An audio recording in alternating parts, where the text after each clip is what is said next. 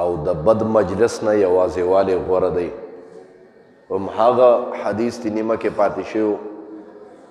نبی اسلام وفرمایل چې و املاء الخیر، د خیر خبره لیکل یا چاته رسول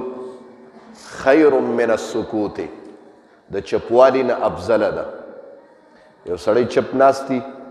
نو که څه خبره وکړه نو دا بهترین خبره ده. معنی چاته ښه خبره رسول صدقه ده. نبی اسلام فرمایي ښه خبره کول، خوږې خبرې کول. یو انسان تاله څه نه درکوي خو تا ته خوږې خوږې او ښې خبرې کوي، دا هم ډېره لویه خبره ده.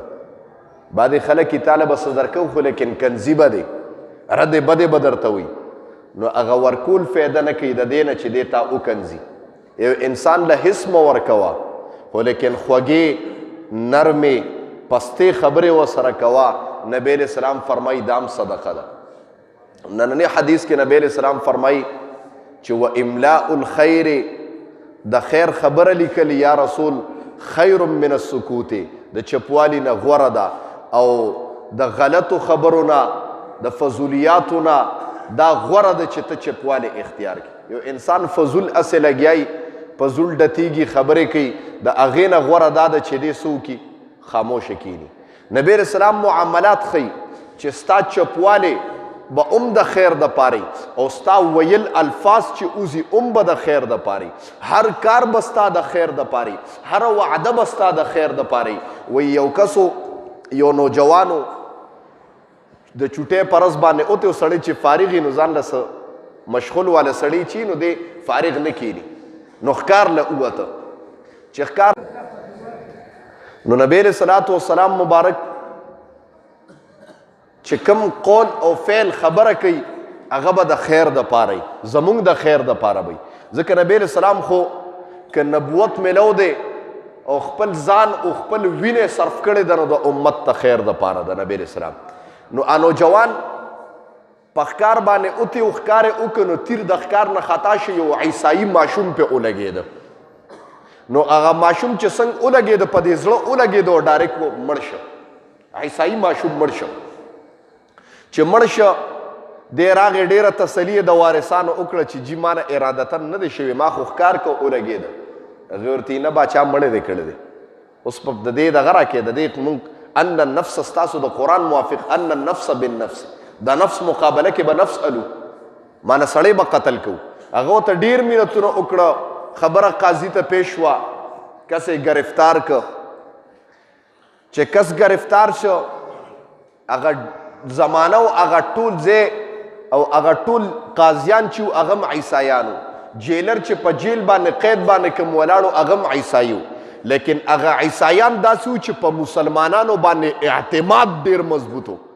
ځکه هغه مسلمانان پکا مسلمانان وو که نه، اعتماد والا خلک وو. د خپل معنی د خپل حق به هم بل له ورکوي. د تابعینو په زمانه کې یو تابعی د یو بل کس نه ځمکه واغسته، دې خبرې ته توجه کوئ.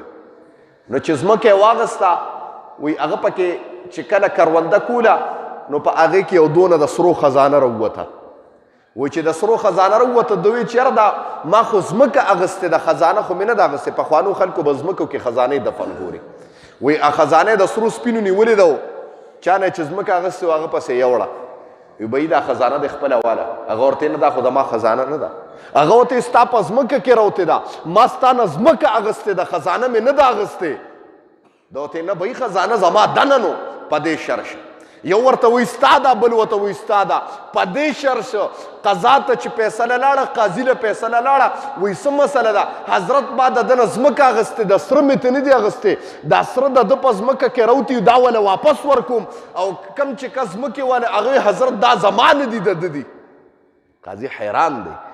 حضرت کعب رضی الله تعالی عنہ دغه وخت کې قاضي و. هغه الله عجیبه قانون دی د مسلمانانو، اعتماد والا خلکو زما محترم. او نن زما او ستا په څه باندې فیصلې، نن وایي زما حق دی او بل وایي زما حق دی. هغه هم عجیبه مسلمانانو، عجیبه خلک به و چې د سرو په ډیري باندې جګړه وه چې دا ستا دی، په دې فیصله کوله. نن خو مونږ وایي قطره وس کې مانه د یوې وینې په مقابله کې هم درته نه پرېږدم، د وینې یوه قطره به بدلوم خو شی به دنه علم. نن خو دا معامله ده. وی کعب رضی الله تعالی عنہ ته چې فیصله سنګینه ده دلی کومه وی ستاسو کره څوک نوجوانان هلکان جینکۍ شته وی او یو کره هلک یو بل کره جینۍ وه دواړو له نکاح وتړله وی دا سره د دې په مقابله کې ورسېده ټول څوک سره سبحان الله وایي سرم کور کې پاتې شو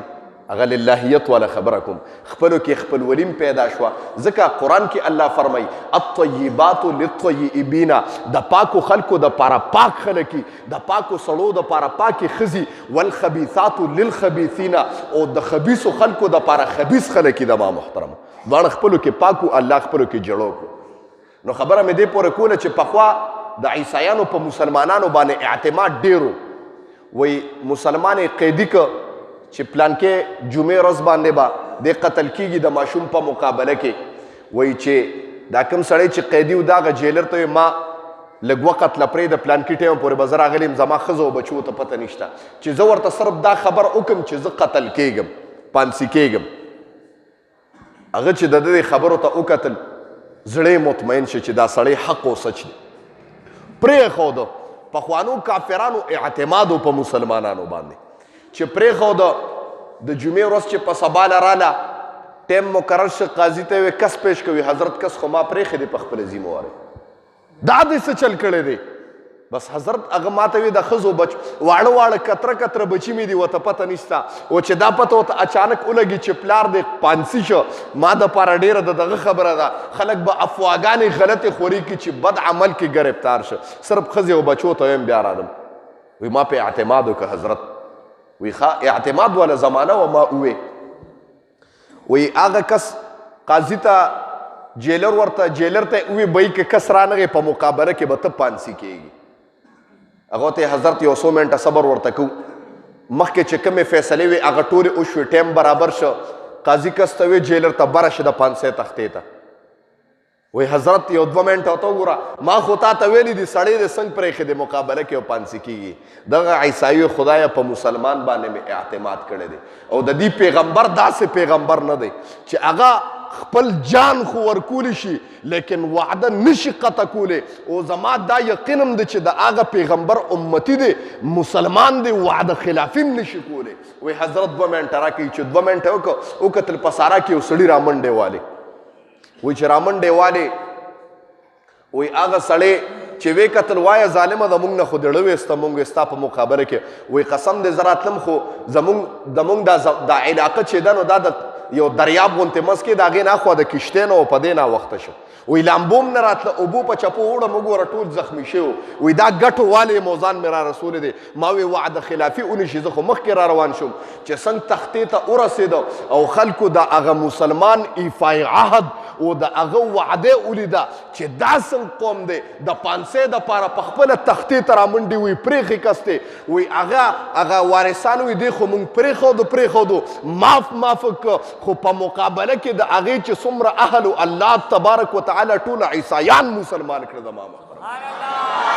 نو خبره دې پورې کومه جي چې نبی علیه السلام مبارک یو قول کوي یو عمل کوي یو خبره کوي هغې کې به د مؤمن دپاره ډېر زیات خیري نبی علیه السلام مبارک چې هر انداز د مؤمن د خیر دپاره دی هر قدم د مؤمن او د خپل امتی د خیر دپاره دی نبی علیه السلام غوښتي نو د نبی علیه السلام هر قول و فعل هر خبره د مؤمن د خیر دپاره او ګویا نبی علیه السلام د ځان نه خبرې نه کړي ډایرکټ د الله سره رابطه ده د جبریل علیه السلام مبارک په ذریعه به خبره راتلې د الله د طرف نه امت ته به وي زما محترم نو ګویا د احادیث مبارکه د اقوال د نبی علیه السلام مبارک د امت دپاره یو نشانی ده او د امت دپاره یو خیر د حدیث ته غوږ دی الوحدت کوم دی نه دی و املاء الخیر او خبره د خیر کول خیر غردا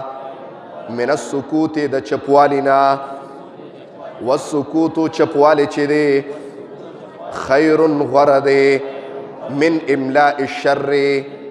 د فضلو او شریرو خبرونا واخر دعوانا الحمدلله کتاب را سوره دعوانا الحمدلله رب العالمین الله مونږ چې کوم درس ولسته خدای خپل دربار الهي کې قبول او منظور کې د دې درس په برکت باندې حاضر مجمع ته خدای په نظر د رحمت شفقت الفت او محبت باندې خدای وګوري الله د دې کتاب په برکت باندې حاضر مجمع کې څومره خدایا ناس خلق دي د دې زړونو کې څه قسم شرعي مقاصد دي الله د خپل در نه پوره کې چا باندې څه قسم مصیبت دی درد دی تکلیف دی خدایا په خپل دست قدرت ختم کې قرضداري پکې ناس دي خدایا د قرضونو نه وساتې الله د قرض د عذاب نه خدایا وساتې قرضونه په خپل دست قدرت باندې خدایا ختم کې الله بیماران پکې ناس دي خدای شفای کامله عاجله مستمره او نصیب کې څوک بیماران دي خدای بیماری په صحت باندې بدله کې کاروباریان پکې ناس دي خدای کاروبارونو کې برکت واچي الله د چا رزق کمزور دی خدای د حلال او رزق تنظیم وکي الله د رزق باران په خدای وکي سپینګری پکې ناس دي خدای عمر کې برکت واچي ماشومان خدای با عمل عالمان حافظان قاریان مفتیان ته خدای جوړ کې کم نوجوانان خصوصا چې د داخلي دي خدای د خپل دین او د خپل ځان سره خدای وابسته کې الله د هر قسم بد عملو بد فعلونه خدای نوجوانان اوساتي الله دې حاضر مجمع ته په نظر د رحمت باندې خدای وګوري دا کتاب د دې مجلس ته لپاره د جنت ته دننه کېدو سبب او ټیکټ خدای وګرځي دا درس زما خویندې میندې اوري الله زړونو کې څه قسم شرعي مقاصد دي الله د خپل در نه پوره کې الله څه قسم شرعي مقاصد دي الله د خپل در نه پوره کې زما د خویندو میندو خدای لوپټو د عزتونو خدای د هر قسم د شرونو نه خدای اوساتي د عزتونو خدای محافظ شي الله دا درس په برکت باندې دا مجلس د هر قسم آفات او بلیات او اتفاقی حوادث تانو کچرو هسپتالونو نه خدایا اوساتي او په وخت ځن کدنم دا کني په جبر راولي چې لا اله الا الله محمد رسول الله صلی الله علیه وسلم